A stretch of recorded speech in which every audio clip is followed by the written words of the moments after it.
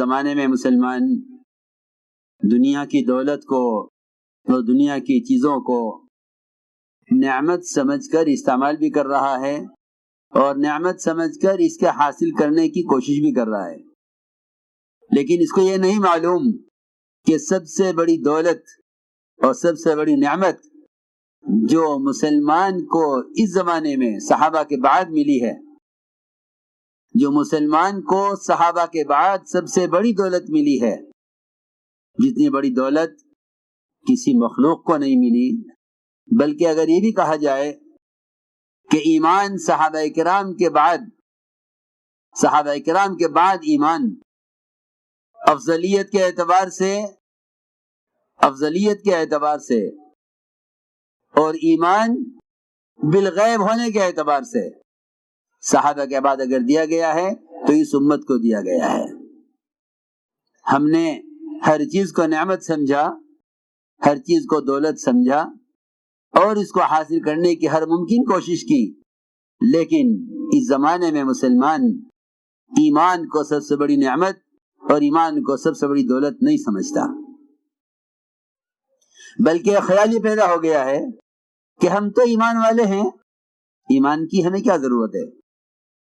اس زمانے کی سب سے بڑی غلط فہمی یہ ہے اور اس زمانے کا سب سے بڑا دھوکہ یہ لگا ہے ایمان والوں کو کہ وہ سمجھتے ہیں یہ کلمہ لا الہ الا اللہ، اس کی محنت کے میدان وہ اغیار ہیں جو ابھی اسلام میں نہیں آئے ہیں، حالانکہ اللہ رب العزت قرآن میں مومن کو اس کلمے کا زیادہ اہل اور زیادہ حقدار فرما رہے ہیں کہ مومن ایمان کا اہل اور ایمان کا زیادہ حقدار ہے۔ الزمہم کلمۃ التقوی وکانوا احق بها واہلها۔ میں نے ایک بات عرض کی ہے کہ مسلمان نہیں سمجھتا اس زمانے کا کہ ہمیں ملائکہ، انبیاء اور صحابہ، میری بات توجہ چاہے گی بہت، اس زمانے کا مسلمان نہیں سمجھتا کہ ہمیں ملائکہ، انبیاء اور صحابہ ان تینوں قسموں سے بڑھ کر ایمان ہمیں دیا گیا تھا، ان تینوں قسموں سے بڑھ کر ایمان ہمیں دیا گیا تھا، اس لیے کہ صحیح حدیث ہے۔ میں یہ بات اس لیے کہہ رہا ہوں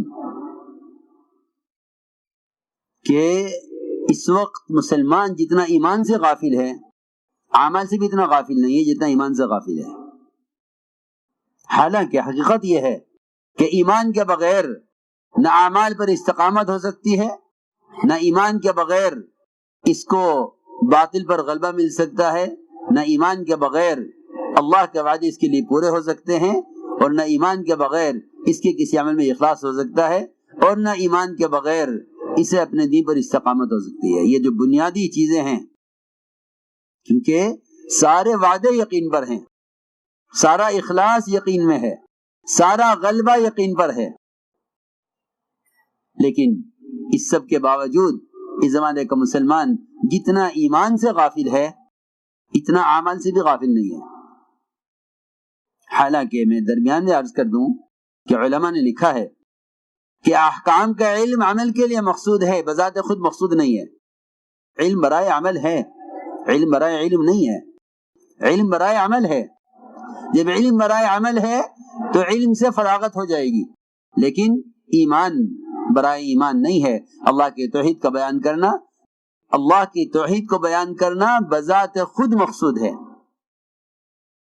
یہ علماء کے سمجھنے کی بات ہے کہ علم برائے عمل مقصود ہے، اس سے فراغت ہو جائے گی۔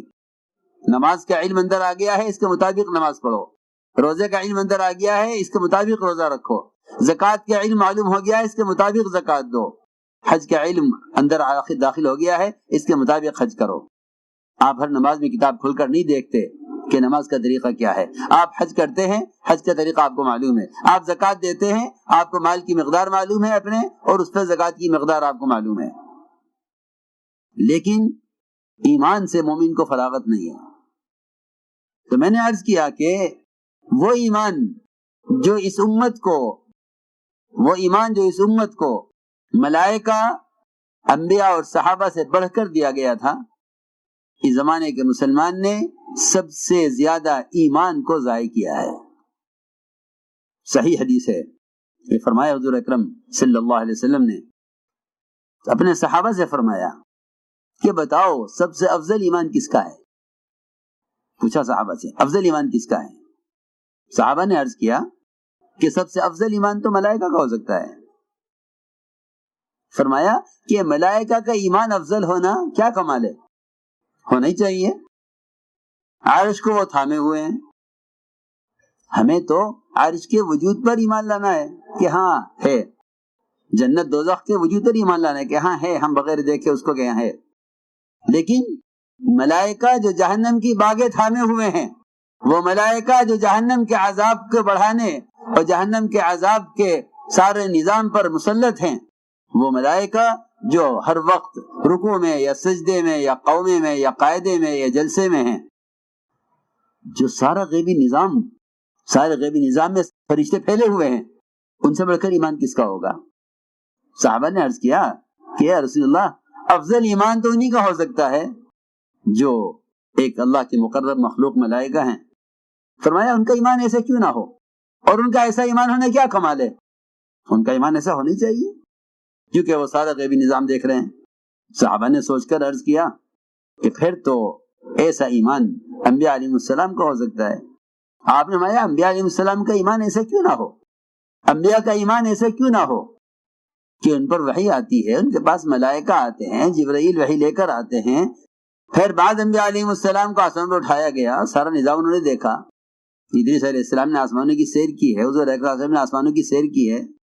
آپ نے فرمایا کہ انبیاء کا ایمان ایسے کیوں نہ ہو، کیا کمال ہے اس میں؟ انہوں نے سارا غیبی نظام دیکھا ہے۔ صحابہ نے عرض کیا کہ پھر تو آپ کے بعد ہم رہ گئے، صحابہ کا ایمان ایسا ہونا چاہیے۔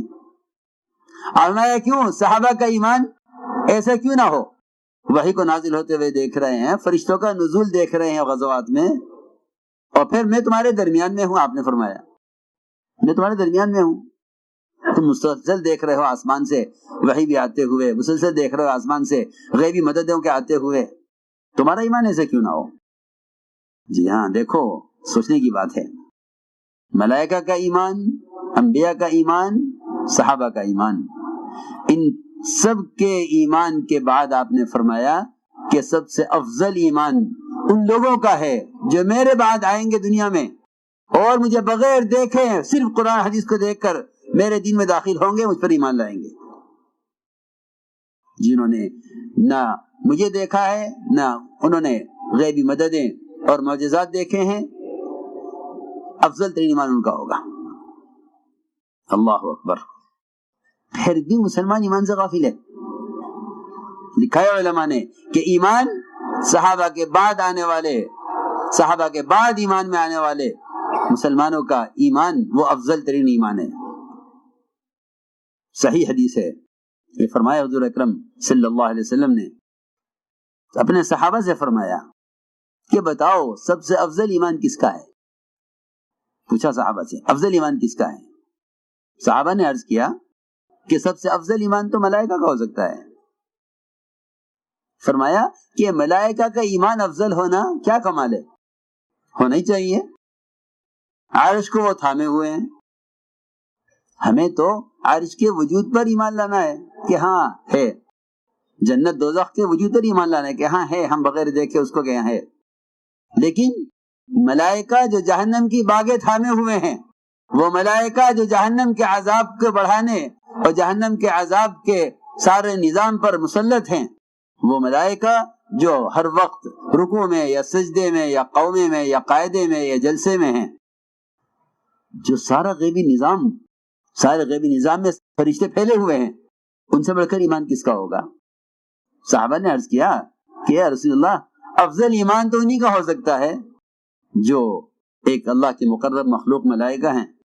فرمایا ان کا ایمان ایسا کیوں نہ ہو، اور ان کا ایسا ایمان ہونے کیا کمال ہے؟ ان کا ایمان ایسا ہونا چاہیے کیونکہ وہ سارا غیبی نظام دیکھ رہے ہیں۔ صحابہ نے سوچ کر عرض کیا کہ پھر تو ایسا ایمان انبیاء علیہ السلام کا ہو سکتا ہے۔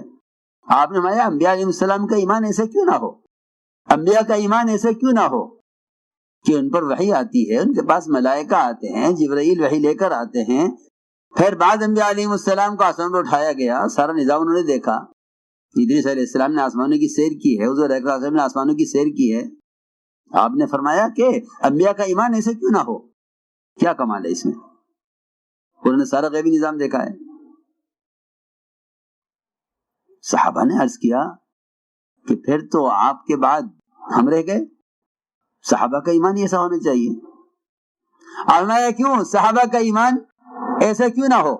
وحی کو نازل ہوتے ہوئے دیکھ رہے ہیں، فرشتوں کا نزول دیکھ رہے ہیں غزوات میں، اور پھر میں تمہارے درمیان میں ہوں. آپ نے فرمایا میں تمہارے درمیان میں ہوں، تم مسلسل دیکھ رہے ہو آسمان سے وحی بھی آتے ہوئے، مسلسل دیکھ رہے ہو آسمان سے غیبی مددوں کے آتے ہوئے، تمہارا ایمان ایسا کیوں نہ ہو؟ جی ہاں، دیکھو سوچنے کی بات ہے.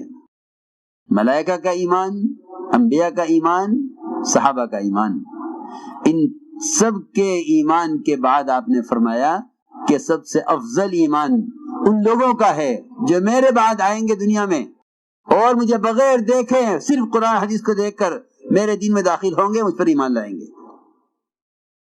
جنہوں نے نہ مجھے دیکھا ہے، نہ انہوں نے غیبی مددیں اور معجزات دیکھے ہیں، افضل ترین ایمان ان کا ہوگا. اللہ اکبر. پھر بھی مسلمان ایمان سے غافل ہے. لکھا ہے علماء نے کہ ایمان صحابہ کے بعد آنے والے، صحابہ کے بعد ایمان میں آنے والے مسلمانوں کا ایمان وہ افضل ترین ایمان ہے. اس لیے میں نے عرض کیا کہ سب سے بڑی دولت ایمان ہے، اور ایمان میں ایمان بالغیب اصل ہے.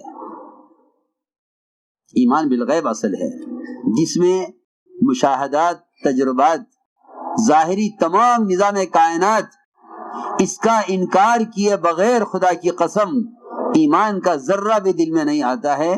یہ ایک مسلم بات ہے کہ نظام کائنات کا، ظاہری پورے نظام کا، مشاہدات کا انکار کیا کرنا پڑے گا تب ایمان دل میں داخل ہوگا.